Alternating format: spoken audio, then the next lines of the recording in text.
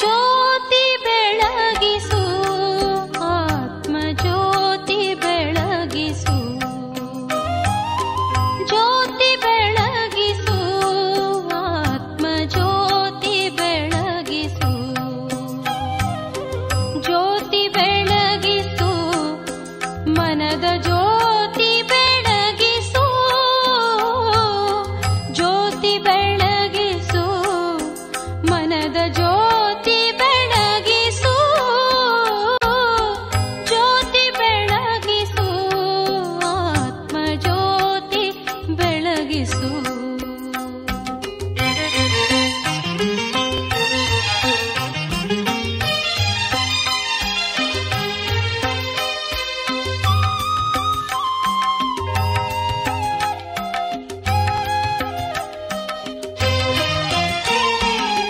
ಕವಿದ ಕತ್ತಲೆ ಕಳೆವ ಜ್ಯೋತಿ ಮನದ ಮಲಿನ ತೊಳೆವ ಜ್ಯೋತಿ, ಕವಿದ ಕತ್ತಲೆ ಕಳೆವ ಜ್ಯೋತಿ ಮನದ ಮಲಿನ ತೊಳೆವ ಜ್ಯೋತಿ, ಹೃದಯ ಶುದ್ಧಗೊಳಿಪ ಜ್ಯೋತಿ, ಹೃದಯ ಶುದ್ಧಗೊಳಿಪ ಜ್ಯೋತಿ, ಭವದ ಭೀತಿ ಹರಿವ ಜ್ಯೋತಿ, ಭವದ ಭೀತಿ ಹರಿವ ಜ್ಯೋತಿ, ಜ್ಯೋತಿ ಬೆಳಗಿಸು ಆತ್ಮ ಜ್ಯೋತಿ ಬೆಳಗಿಸು.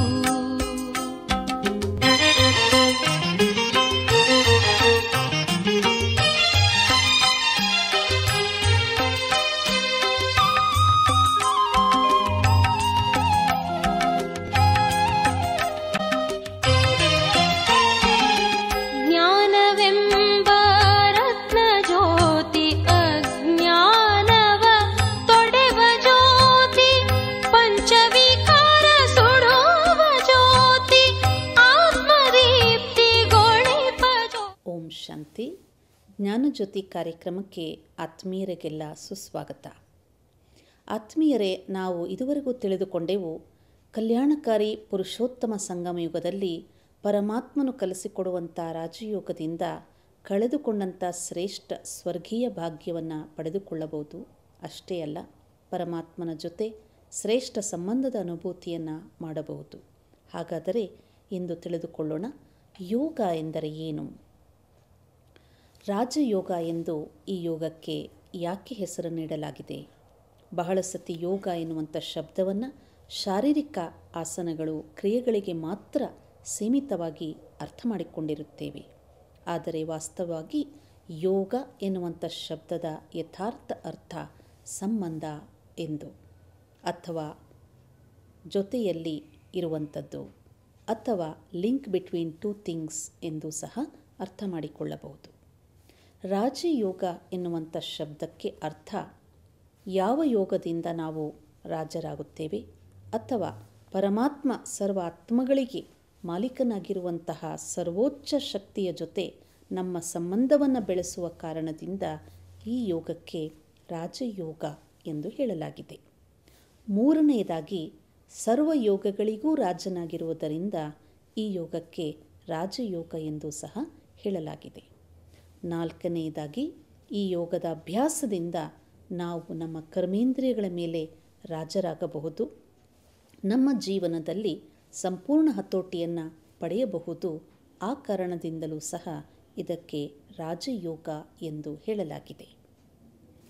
ಯೋಗ ಎನ್ನುವಂಥದ್ದು ಸಂಬಂಧ ಜೋಡಿಸುವಂತಹ ಕ್ರಿಯೆಗೆ ಯೋಗ ಎಂದು ಹೇಳಲಾಗಿದೆ. ನಮ್ಮ ಜೀವನದಲ್ಲಿ ಹುಟ್ಟಿದಾಗಿನಿಂದಲೂ ಸಹ ನಾವು ಅನೇಕ ಸಂಬಂಧಗಳ ಜೊತೆಗೆ ಯೋಗವನ್ನು ಬೆಳೆಸುತ್ತಲೇ ಬಂದಿರುತ್ತೇವೆ. ಅದು ವ್ಯಕ್ತಿಯಾಗಿರಬಹುದು, ವಸ್ತುವಾಗಿರಬಹುದು, ಅಥವಾ ಯಾವುದಾದರೂ ಮಾತಿನಲ್ಲಿ ನಮ್ಮ ಇಚ್ಛೆ ಇರಬಹುದು, ಘಟನೆ ಇರಬಹುದು, ಆ ಘಟನೆಯ ಸ್ಮೃತಿ ಇರಬಹುದು. ಅದರ ಜೊತೆ ನಾವು ಯೋಗವನ್ನು ಮಾಡುತ್ತಲೇ ಬಂದಿರುತ್ತೇವೆ. ಯೋಗ ಎನ್ನುವಂಥ ಶಬ್ದಕ್ಕೆ ಇನ್ನಷ್ಟು ಸರಳವಾದ ಅರ್ಥ ಸ್ಮೃತಿ ಅಥವಾ ನೆನಪು ಎಂದು ಹೇಳಬಹುದು. ಇಲ್ಲಿ ಪರಮಾತ್ಮನ ಜೊತೆ ಯೋಗವನ್ನು ಮಾಡುವಂಥದ್ದು ಅಂದರೆ ಪರಮಾತ್ಮನ ಯಥಾರ್ಥ ಸಂಬಂಧವನ್ನು, ಪರಿಚಯವನ್ನು ಅರಿತು ತನ್ನನ್ನು ತಾನು ಆತ್ಮನೆಂದು ನಿಶ್ಚಯ ಮಾಡಿ ಪರಮಾತ್ಮನ ಸುಂದರ ಸ್ನೇಹಯುಕ್ತ ಸಂಬಂಧವನ್ನು ಸ್ಮೃತಿ ಮಾಡಿಕೊಳ್ಳುವುದೇ ಯೋಗ. ಲೌಕಿಕ ಜಗತ್ತಿನಲ್ಲಿ ಒಬ್ಬ ಮಗುವಿಗೆ ತನ್ನ ತಂದೆ ತಾಯಿಯ ಸ್ಮೃತಿ ಎಷ್ಟು ಸ್ಪಷ್ಟವಾಗಿರುತ್ತದೆ, ಅದಕ್ಕೆ ಕಾರಣ ಅವನ ತಂದೆ ತಾಯಿಯ ಪರಿಚಯ, ಅದಕ್ಕೆ ಕಾರಣ ಅವನಿಗೆ ತನ್ನ ತಂದೆ ತಾಯಿಯ ಜೊತೆಯಲ್ಲಿರುವಂಥ ಸಂಬಂಧ, ಪರಿಚಯ ಹಾಗೂ ಸ್ನೇಹ.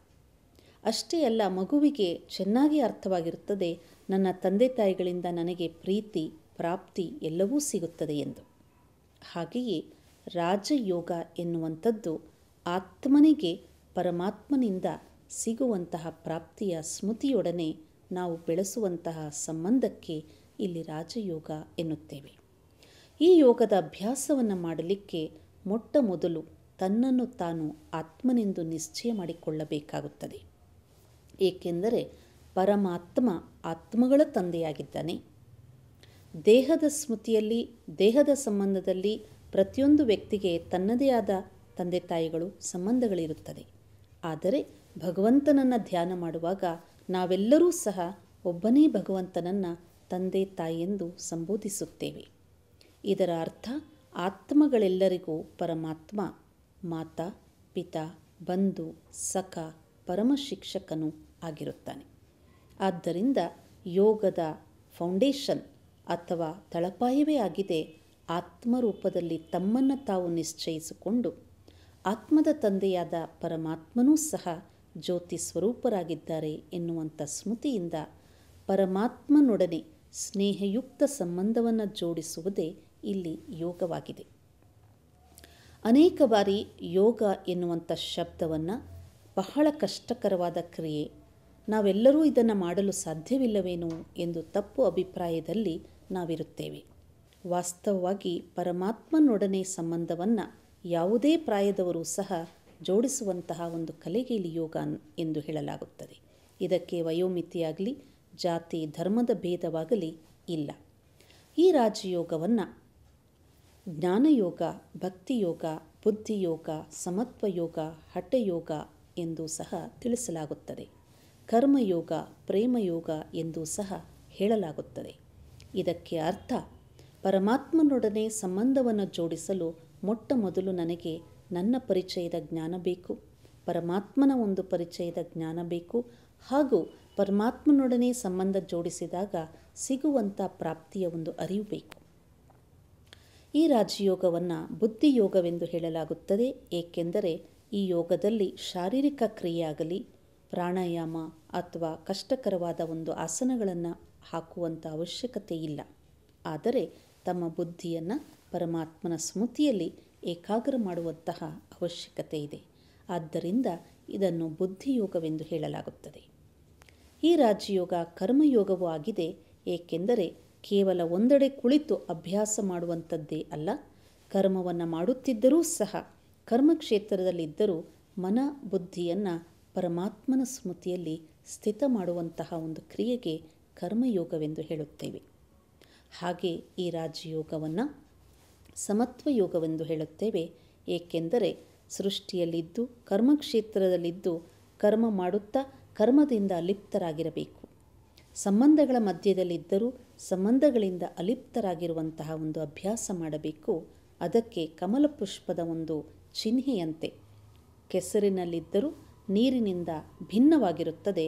ಹಾಗೆ ಈ ದೇಹದಲ್ಲಿದ್ದರೂ ಆತ್ಮ ಈ ದೇಹದ ಆಕರ್ಷಣೆಯಿಂದ ಭಿನ್ನ. ಕರ್ಮಕ್ಷೇತ್ರದಲ್ಲಿ ಕರ್ಮ ಮಾಡುತ್ತಾ ಇದ್ದರೂ ಕರ್ಮದ ಪ್ರಭಾವದಿಂದ ಭಿನ್ನ. ಇಂತಹ ಒಂದು ಸಮತ್ವ ಯೋಗವನ್ನು ರಾಜಯೋಗ ಎಂದು ಹೇಳಲಾಗುತ್ತದೆ. ಹಾಗೆ ಈ ರಾಜಯೋಗವನ್ನು ಸನ್ಯಾಸ ಯೋಗವೆಂದು ಹೇಳಬಹುದು. ಏಕೆಂದರೆ ಈ ಯೋಗದಿಂದ ಅನೇಕ ದುರ್ಗುಣಗಳು, ನಮ್ಮಲ್ಲಿರುವಂಥ ಜ್ಞಾನ ಮತ್ತು ಅನೇಕ ದುಷ್ಟ ಅಭ್ಯಾಸಗಳು, ಯಾವುದಕ್ಕೆ ದುರಭ್ಯಾಸಗಳೆಂದು ಹೇಳುತ್ತೇವೆ, ಅದನ್ನು ನಾವು ಸನ್ಯಾಸ ಸಹಜವಾಗಿ ಮಾಡಬಹುದು. ಹೀಗೆ ರಾಜಯೋಗ ಎನ್ನುವಂಥದ್ದು ಸರ್ವಯೋಗಗಳಿಗೂ ರಾಜನಾಗಿರುವುದರಿಂದ ಇದನ್ನು ರಾಜಯೋಗವೆಂದು ಹೇಳುತ್ತೇವೆ. ಅತ್ಯಂತ ಶ್ರೇಷ್ಠವಾಗಿ ರಾಜಯೋಗ ಎಂದು ಏಕೆ ಹೇಳುತ್ತೇವೆ ಎಂದರೆ, ಈ ರಾಜಯೋಗವನ್ನು ಕಲಿಸಿಕೊಡುವಂತಹ ಶಿಕ್ಷಕ ಸ್ವಯಂ ಪರಮ ಶಿಕ್ಷಕನಾದ ಪರಮಾತ್ಮನೇ ಆಗಿರುವುದರಿಂದ ಇದನ್ನು ರಾಜಯೋಗವೆಂದು ಹೇಳಲಾಗುತ್ತದೆ. ಈ ರಾಜಯೋಗದಿಂದ ಮನುಷ್ಯನಿಗಾಗುವಂತಹ ಪ್ರಾಪ್ತಿಗಳೇನು?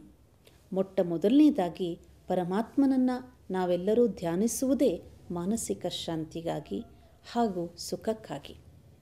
ಇಂದಿನ ಜಗತ್ತಿನಲ್ಲಿ ನಾವು ನೋಡುತ್ತೇವೆ, ಭೌತಿಕ ಅನೇಕ ಸಾಧನೆಗಳಿದ್ದರೂ, ಸೌಲಭ್ಯಗಳಿದ್ದರೂ, ಸಂಬಂಧಗಳಿದ್ದರೂ ಮನುಷ್ಯನಿಗೆ ತೃಪ್ತಿ ಇಲ್ಲ, ಆಂತರಿಕ ಶಾಂತಿ ಅನುಭೂತಿ ಇಲ್ಲ.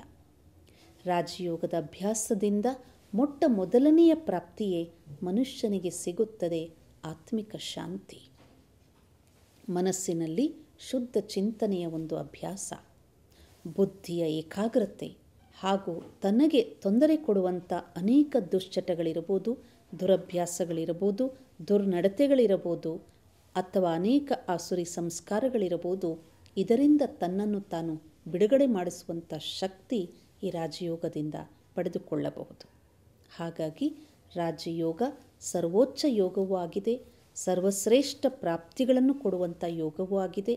ಈ ಯೋಗವನ್ನು ಮಾಡಲಿಕ್ಕೆ ನಾವು ಮನೆಯನ್ನು ತ್ಯಜಿಸಬೇಕಿಲ್ಲ, ಕರ್ಮವನ್ನು ತ್ಯಜಿಸಬೇಕಿಲ್ಲ, ಅಥವಾ ಕಾರ್ಯವ್ಯವಹಾರವನ್ನು ಬಿಟ್ಟು ಏಕಾಂಗಿಯಾಗಿ ಎಲ್ಲೋ ಕಾಡಿನಲ್ಲೋ ಹಿಮಾಲಯದಲ್ಲೋ ಇರಬೇಕಾಗಿಲ್ಲ, ಗೃಹಸ್ಥವನ್ನು ಬಿಟ್ಟು ತ್ಯಾಗ ಮಾಡಬೇಕಾಗಿಲ್ಲ.